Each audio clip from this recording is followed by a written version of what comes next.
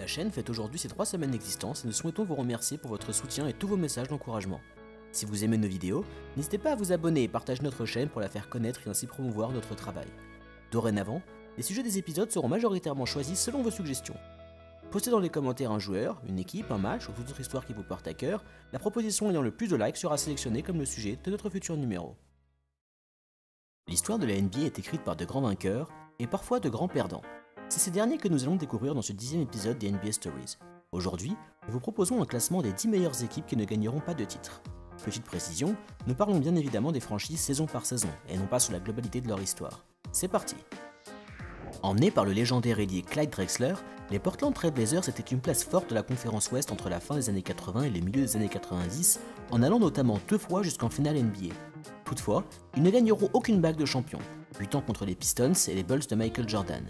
Les Blazers de 1991 avaient pourtant un effectif plus que talentueux, avec Drexler donc, mais aussi Terry Porter, Kevin Duckworth et Drazen Petrovic sur le banc. Ils finiront la saison avec un superbe bilan de 63 victoires pour 19 défaites, les meilleurs de toute la ligue cette année-là. Malheureusement, Portland tombera face aux Lakers de Magic Johnson en finale de conférence qu'ils perdront 4-2.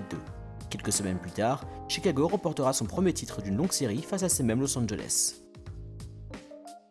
Les New York Knicks atteindront les finales NBA en 94, qu'ils perdront au match 7 contre les Rockets.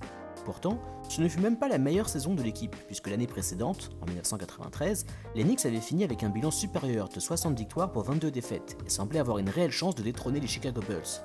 Alors qu'ils avaient l'avantage du terrain en finale de conférence, ils iront jusqu'à mener 2-0 face à la bande de Michael Jordan. Malheureusement, les Bulls gagneront les 4 prochains matchs, reléguant les Knicks de 1992-93 au rang de ces superbes équipes qui ne gagneront aucun titre.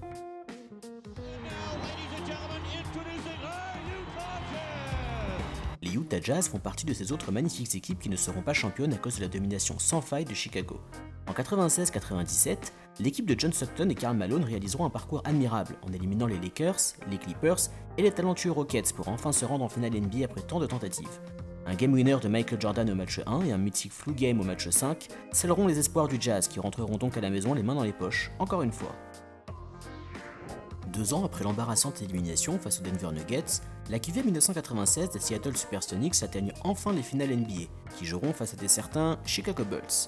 L'équipe, magnifiée par Gary Payton et Shawn Kemp, avait alors réalisé une incroyable saison qu'ils finiront avec l'un des meilleurs bilans de l'histoire, 64 victoires pour 18 défaites.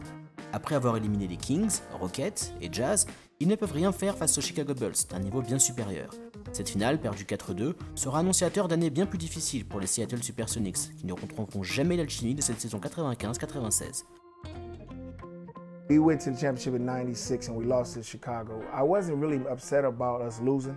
I was upset about us breaking the team up because I knew that we can go back. If we would have did just like what the Chicago Bulls did, stayed together, we could have won championships. I think we could have beat them in the years to come, you know what I'm saying? Especially when Michael Jordan went and retired and stuff like that. It didn't happen and I was very disappointed for the fans, more or less.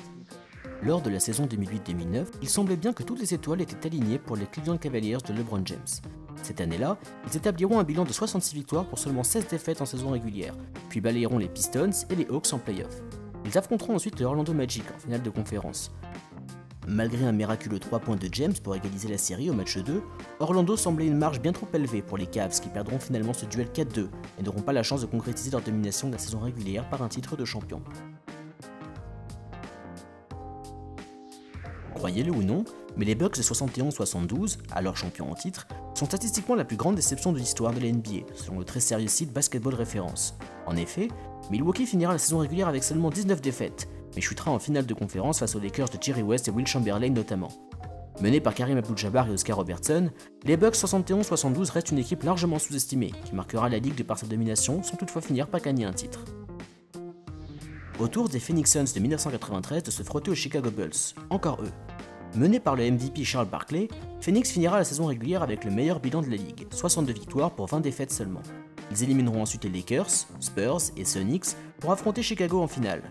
Les Suns avaient l'avantage du terrain, en vain puisque les Bulls gagneront leurs 3 matchs joués à Phoenix pour remporter la série 4-2 et finir champion, ce qui ne sera jamais le cas des Suns.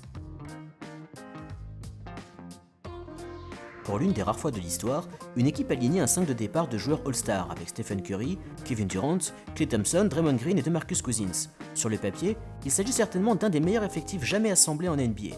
Finissant tranquillement premier de leur conférence, les Warriors s'approchaient alors d'un 3e titre consécutif que personne n'imaginait leur échapper. Malheureusement, une avalanche de blessures et une nette baisse de forme sur le terrain coûteront la peau des Warriors, qui s'inclineront en finale 4-2 face aux Toronto Raptors de Kawhi Leonard et Kyle Lowry. En 2001-2002, les Sacramento Kings avaient tout pour eux.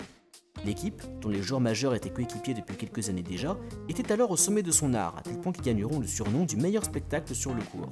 L'équipe, emmenée par Chris Webber, Vlade Divac et Mike Bibby, finira la saison régulière avec seulement 21 défaites, meilleur bilan de la ligue cette année-là. Après des saisons d'efforts et de travail, les Kings étaient enfin prêts en 2002 à se diriger vers la consécration. En finale de conférence, qui restera controversée, Sacramento affrontera les Lakers, alors champions en titre, dans un duel d'une rare intensité. Ils pousseront la série jusqu'à un match 7 épique qu'ils perdront finalement de 6 petits points en prolongation. Triste clap de fin pour cette équipe des Kings qui n'aurait pas démérité un titre de champion cette année-là.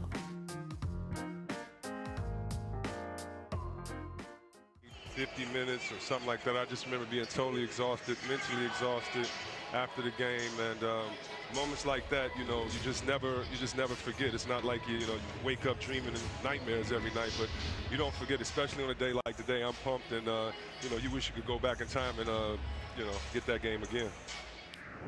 Lorsque l'on parle des meilleures équipes qui ne remporteront pas de titre, comment ne pas mettre les Golden State Warriors 2015-2016 en première place du classement? Cette saison-là, les Warriors de Stephen Curry, Klay Thompson et Draymond Green établissent sous la coupe de Steve Kerr la meilleure saison régulière de l'histoire, avec seulement 9 petites défaites. Il semblait ainsi impossible d'imaginer cette équipe ne pas être championne, tant leur domination était forte. Malgré un coup de frayeur en finale de conférence face à Oklahoma City, les Warriors atteindront logiquement les finales NBA, face à leur meilleur ennemi, les Cavaliers de LeBron James. Golden State, bien trop supérieur, ira jusqu'à mener la série 3-1. Blessés, mais pas abattus, les Cavaliers réalisent l'incroyable performance d'égaliser le duel à 3-3, puis de remporter le dernier match à l'extérieur. Cleveland sera finalement champion à la surprise de tout le monde, et les Golden State Warriors 2015-2016 enterrés au panthéon des meilleures équipes sans titre. We had a great regular season, did something no team's ever done before, fell short in the last game of the season. It hurts, man. I mean, yeah, that's all I really